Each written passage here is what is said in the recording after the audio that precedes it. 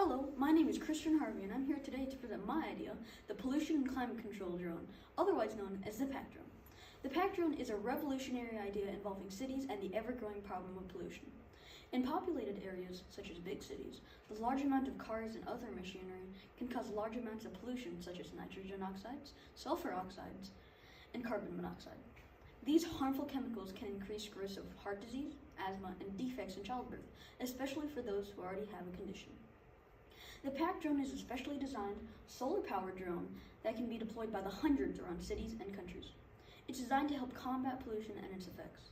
It accomplishes this by using powerful air filters and measuring tools to detect pollution levels in the air around it. And when it does detect these chemicals, it will begin to take in a constant stream of air around the drone and purify it by breaking down the harmful chemicals through a series of filters and chemical reactions. The drone uses an AI learning algorithm as well as a LiDAR system to navigate around cities and better predict where to go and what to do. I just want you to know this. The PAC drone isn't just a tool, it's a lifesaver.